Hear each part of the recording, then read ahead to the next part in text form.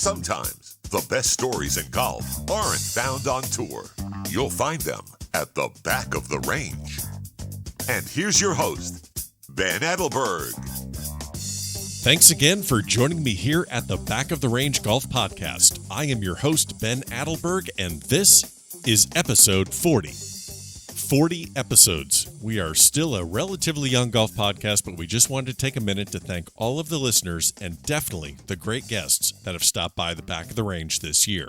From Steve Anderson, who shared stories about playing a standing money game with Arnie at Bay Hill, to Sandra Gall calling in from a lake in Germany, and to Mike Weeks telling us how he went eagle birdie birdie to win $2 off a Jack Nicklaus in a friendly game. It's been a great ride, and we aren't slowing down anytime soon.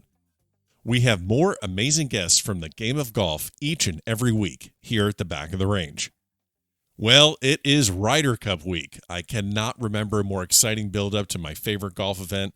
The Masters might be my favorite tournament, but the Ryder Cup, man, I don't think anything can compare to that. Especially since we just had this absolutely insane conclusion to the FedEx Cup. Tiger gets his win at the Tour Championship. Justin Rose hangs on to get the FedEx Cup. I mean, the only thing that might have been better is if Tiger grabbed them both. That would have been unreal. Now, I know that everyone is going to be glued to the coverage of the Ryder Cup this weekend, but we also have another major golf event that's wrapping up as we speak. More on that after we get some podcast business out of the way. Don't forget that all of our episodes are available on Apple Podcasts and Spotify. The central hub, you know it well, thebackoftherange.com. And I will keep saying it. Please leave a review in Apple Podcast. And I'll even make the deal sweeter for you. Leave a review, take a screenshot, and send it to me. Whether you do that on Instagram or Twitter, carrier pigeon, I don't care. Just show me that you left a review. I'll hook you up with a towel, give you a nice shout out on social media. Also, if you already have one of our logo caddy towels, please post that up on your own social media account. Let's make sure everyone knows about the Back of the Range. As I said, we're on Instagram at the Back of the Range Podcast. Don't forget, we're also on Facebook and Twitter. All the links that you'll need are going to be in the show notes of this episode of the podcast. So, before we get too crazy about the Ryder Cup, this past Saturday was the start of the 2018 U.S. Mid-Amateur Championship in Charlotte. Our guest last week was Mike McCoy, the 2013 champ. This week, we have last year's champion, the 2017 U.S. Mid-Amateur champion, Matt Parziale. I spoke to Matt just a couple days before his wedding and right before he played in the USAM at Pebble Beach in August. I wanted to wait until this week, the U.S. Mid-Am week, to release this special episode. We chatted about the wild ride he's been on since winning the U.S. Mid-Am. You also might recall that he made the cut at the U.S. Open at Shinnecock. Matt's just a super guy that has done a ton of press, and he was awesome to take some time with me here at the Back of the Range. So let's get started with this week's episode. Matt, I greatly appreciate the time. Welcome to the Back of the Range. Hey, thanks for having me, Ben. Anytime. So you're currently racing around preparing for your wedding. I know you've had to do, it's pretty public knowledge, you've done some shuffling with your wedding date. As a Mid-Am hack, I want to know not only how you pulled off the U.S. Mid and making the cut at the U.S. Open, but how does one convince a fiancé that we need to move our wedding date because I have golf? Yeah, it wasn't easy initially. But she quickly saw what the win at the U.S. Mid-Am brought, and she's been great with switching the date. So and she gets to get married 2 weeks sooner. So okay, that's a good. Yeah, so it was supposed to be August 18th, and we moved it up to August 3rd, so 3 days away. Nice, man. What's more nervous, getting married, or getting ready to get married, or playing some high-level tournament golf, or you just handle both pretty easily, don't you? Well, I mean, I've been doing the golf for a long time. This is the first time for the wedding, so it might be a little different nerves than the golf course. It's starting to get real, isn't it? Exactly. Nice. So we have a little bit of so I'm down in South Florida, major way from Massachusetts down to play collegiate golf at Southeastern University. I have a little insider knowledge on one of the courses in Lakeland, Florida. I hope you do too. What can you tell me about Cleveland Heights? That's so funny you asked that. For some reason, last night I couldn't sleep And so I started thinking about Cleveland Heights for some reason. And I was trying to think of all 27 holes. And I haven't thought of that probably in 5 years. So it's really funny you asked that. Okay, but, that is kind of weird. You know, it's like really weird. But at the same time, that's where I started college golf. The first college practice I had, first college qualifying I had. And then we played for about a year and a half, and then we moved over to Bridgewater, which was a new course, which I don't think exists anymore. We also had Eagle Brook at the end of my collegiate career. But, you know, that's where Cleveland Heights, that's where it all started. So it was fun there. It was a good vibe, but just kind of the public course in Lakeland. Yeah, well, I've actually played in their 4-ball invitational a couple times. You know, I don't get a lot of U.S. Mid-Am champs that I get to hold one over on, but, you know, my 4-ball partner and I are currently the 4-ball champions, and I didn't see your name on that list, but you'll be fine with all your other accomplishments. I don't want to make a big thing about it. You're getting married. Your mind's in other things. I don't want to, you know, make it weird like that. But, you know, you played your collegiate golf. You gave the mini tours a try. You were traveling around with Keegan Bradley and John Curran and bouncing around from different tournament to different tournament. What do you miss the most about that grind? I know the golf didn't exactly work out the way you wanted it to, but what do you miss? What do you miss the most about just that time of your life? You know, I had a blast those 3 years that I played. I've always wanted to play golf at the highest level possible. That's always been my goal, is to try to play in majors, try to play in PGA Tour events, and having the opportunity to do that, playing mini tours, maybe getting through a Monday or getting through Q school. That was a thrill and that was fun. But fortunate enough for us Mid-Ams, we do have that opportunity to win the US Mid-Am, to compete at the USAM and play at a high level. So I haven't lost that, but again, the opportunity to play at the highest level, that's the only thing I really miss the most. Sure. Now, what were some of the tips and tricks that you learned along the way, traveling, doing the mini tours? We have a lot of college players that listen to the podcast, a lot of guys that are actually still chasing the professional dream. What is one tip and trick that you use to cut costs when you're out there grinding and traveling around? Just get as many guys in that room as you possibly can. So, was there ever a guy that you're like, no, we're full. Yeah, we don't have your room for you. Just, yeah, we're good. We're good. Yeah, we did that to a few guys, but they weren't liked very well. But we had a good crew, 4 or 5, even 8 guys at times, and we had a blast. It was fun traveling around with those guys, and people would run out of money and they'd leave, and you know, it turned into a couple guys at the end, and that's the life out there. I mean, you just try to go as long as you can, have fun with it. You meet so many great people, so many friends that I have now that are having success on the PGA Tour and winning tournaments and competing and seeing their name. So it's been fun to watch. And you know, but that's golf. That's golf at the highest level. So it's tough. It's cutthroat. You're going to make it or you're not. And it's such a fine line. I mean, did you see, you know, guys like Keegan Bradley, like, oh yeah, that guy's definitely going to make it? I mean, it's really a fine line, isn't it? You know, I've known Keegan since we've been in high school, and he's just been always so good. John Curran was the best junior golfer I could ever imagine. I remember my dad telling me when I first started playing these tournaments, just try to lose to John by less than 10. That was my goal. That's how good John was. So, you know, seeing them growing up and becoming friends with them, they've had so much success. They're so good, but it is a fine line. I mean, you never know who's going to make it and who's not, Sure. But those guys put the work in, they put the effort in. I don't think they've ever got discouraged. They've always looked forward no matter how good or how bad it is. And that's why they've had success. Sure. So you got your status back, start playing in some, local amateur stuff, playing nationals. I know that you made it into a couple of mid-ams before you won last year, 2017.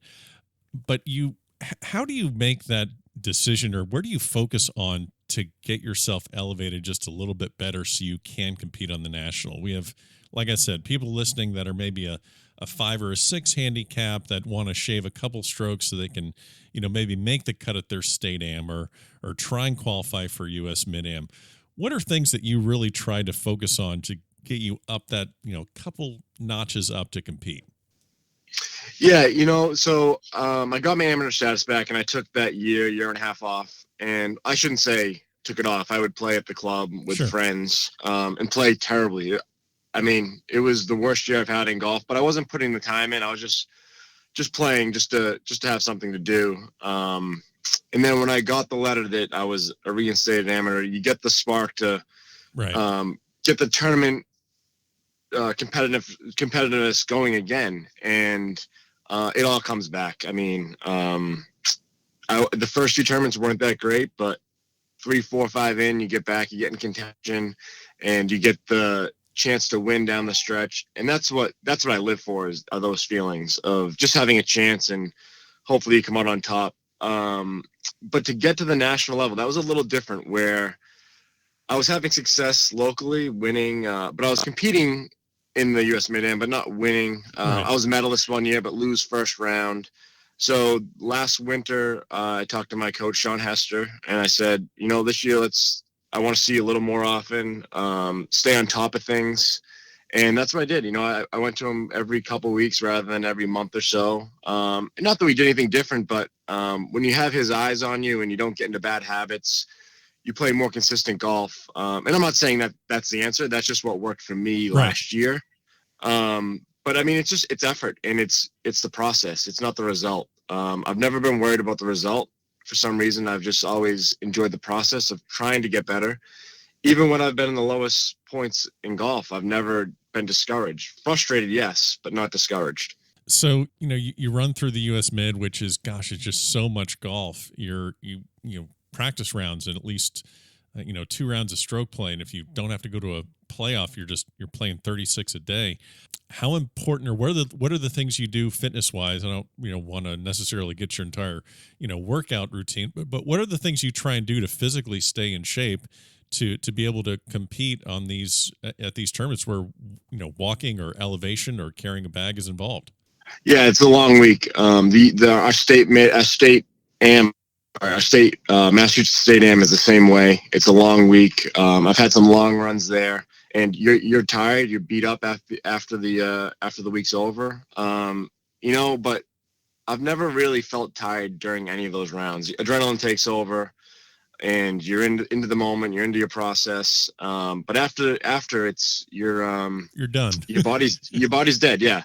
But for workout stuff, I don't even work out in the summer. I do a lot of cardio in the winter. In the summer, I play so much golf, walking. That's all I do. But I've never got into lifting weights or anything like that. It's just, it's more mentally tough than it is physically. Okay. And you show up at a match play event after you win your first couple matches. You show up, it's a fresh day. What you did the last 3 days does not matter. And that was what I was most proud of at the U.S. Mid-Am, is that I showed up every day, fresh slate, ready to just compete. And I had a lot of close matches. I could have went home first, second, third, fourth round very easily. And I was able to pull those out. And then I was able to play much better in the semis and in the finals. Yeah, I looked at the match tree and you got in ninth place, but then, 1 up in 64, 1 up in 32, 2 up in 16. And then that, crazy comeback in the quarters where you're 5 down after 10.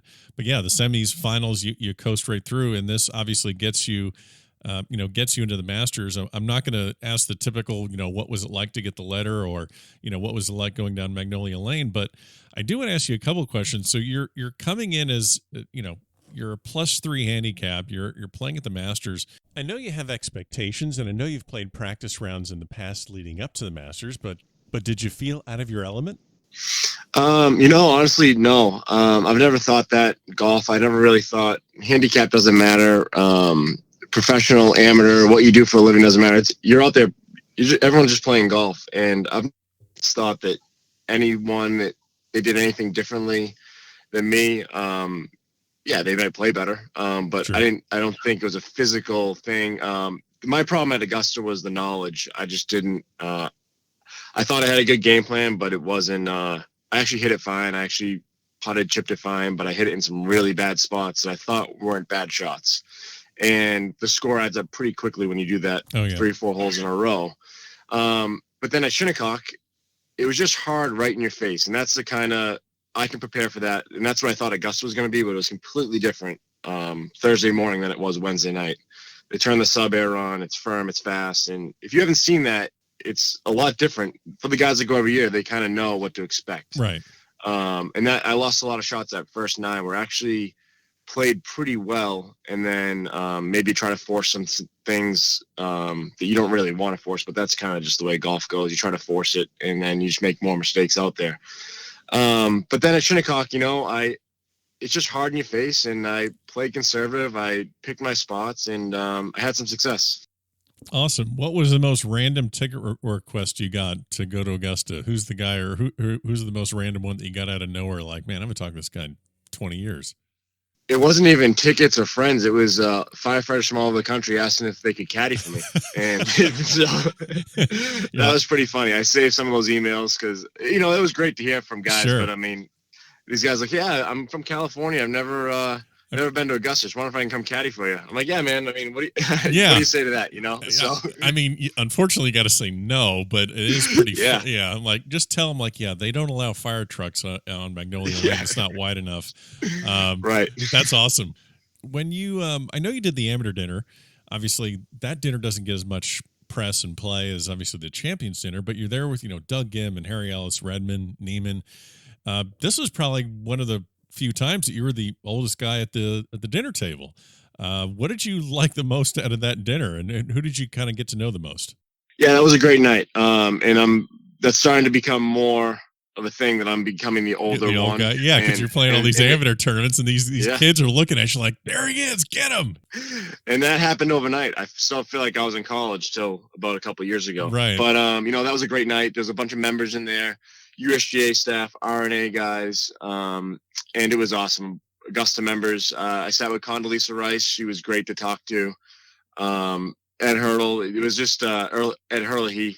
So we had a great time. A good friend of mine, Tim Neer, was there, and he just took care of me the whole week. He's just the best guy I know.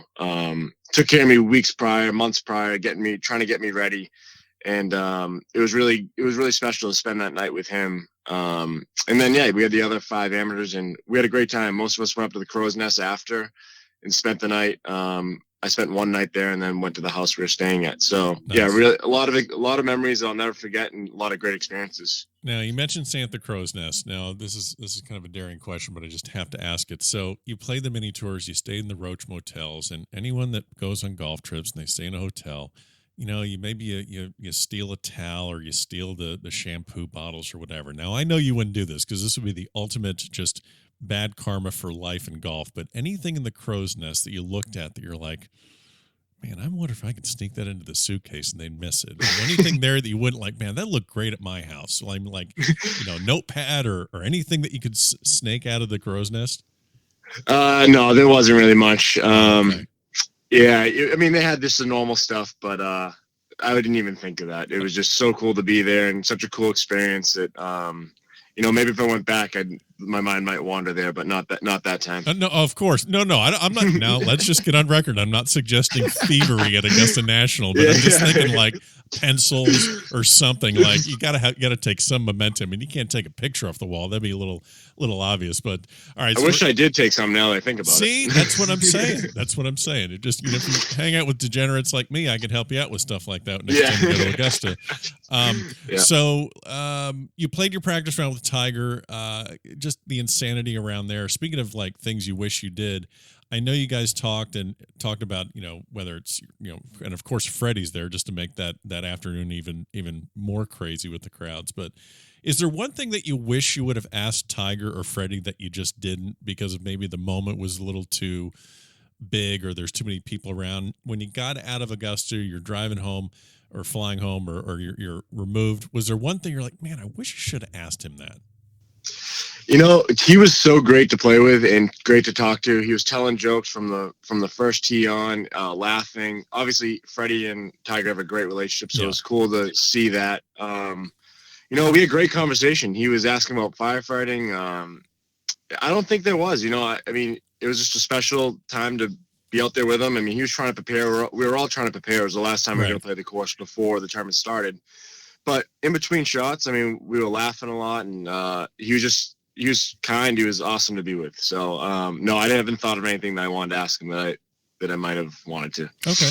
One of the great things that you were able to do, since your Masters appearance, since the U.S. Open appearance, the Concession Cup. Maybe listeners don't know a lot about the Concession Cup, but it's basically a Ryder Cup format event, mid-am seniors, super seniors from the U.S. against GB&I. It was held just down here in Bradenton, Florida. What was that experience like for you to be invited into that circle of these super elite amateurs? Yeah, that was a special week. Just to be able to compete for your country with a lot of my good friends was what made it even more special. Scott, Stu, Mike McDermott, Nathan, Todd White. Those are all the mid-ams we had. And being able to meet those guys the last 4 or 5 years, and also a bunch of the seniors too that I've started getting to know. Just great guys. And to meet the guys from GB&I, they don't make it over here as much, so we didn't know many of them other than Bobby Leopold, who's from my area up here. He was born over there. So, it was a great week to compete. The score was definitely not as close as the matches were. Those guys, they come over from GB&I, and they've never seen a course like Concession. It's just very hard, and they were a little behind the 8 ball. So I think in the future, if we could get over there, and they can probably show us a little bit of what they do on their courses. It's just a great format. The Amateur Golf Alliance is fully behind it, and that's just one of the best programs in golf, I would say. I don't think anything happens last year without the support of the Amateur Golf Alliance. Sure. So, obviously getting to the Masters, getting to the U.S. Open, that's, you're going to try and get there every single year, obviously, with through the U.S. Mid-Am. But this Concession Cup, you're seeing these seniors that's probably closer to the career that you're going to probably end up having, unless you're thinking about turning pro again. But guys like, Gene Elliott and McCoy, Gene Elliott was on our podcast a few weeks ago. What was it like to kind of see some of those guys and think to yourself, man, if I really play well, I could have a career like these guys have had? And was it good to build those relationships with them? Yeah, like I said, I've started to meet those guys the last 4 or 5 years, and we have so much fun when we're together. We text each other when we're not even at events, and to see those guys compete at the Senior Open last week was awesome. Yep. Rooting for them, huge, and I think most of them are staying for the senior the British Senior Am this week. And I have a few friends from up here, but yeah, that's what amateur golf is about. You meet friends, and you meet fellow competitors, and they become your best friends. And to see those guys have such a great relationship, those 6 guys or those 8 guys, because Paul and Buddy were also there playing too as the super seniors. And to think that the 6 of us could have that relationship in 20 years, that's what this game's all about, and that's why we do this. Yeah. So one of the perks, obviously, of the U.S. Mid-Am, obviously the attention you're getting nationally, but you got to throw out the first pitch at Fenway. When you got that call that was going to be an opportunity for you, was that just? I mean, I'm assuming you're a Red Sox fan. Yeah, I am. Yeah, so that was a pretty cool experience. Okay, I haven't seen the video exactly of your pitch, but did you throw from the top of the mound, and did you one hop it, or how was your pitch? So yeah, I definitely threw from the top of the mound. Good. And I was planning on throwing it as hard as I could. And for some reason, I got the ball in my hand. I didn't throw it hard, but I threw it in there. Sure. And thank God Blake Swinehart was catching for me, because he made me look like a hero. He popped up. It would have hit the backstop without him. He popped up, made it look natural. It was a terrible first pitch, but he took care of me, and I thanked him for that after. So. Nice. So you're a member at your club in Massachusetts, Thorny Lee, which is, gosh, pretty cool name actually for a club. You have this great talent up there, a lot of great players, and you have nowhere to hide. You're the defending state amateur champion. You're the U.S. mid-amateur champion. When's the last time one of the guys around the club got you in a match and maybe got too many strokes from you? What's your casual game like over there? Yeah, I probably lose a lot more matches than I win at Thorny Lee. Nice. It's and I wouldn't have it any other way. It's a special place. The competitiveness there is second to none. We have the best players in the state. We've had that for a long time. Guys that compete, state AMs, senior stuff, national stuff. Guys have played in U.S. Opens before.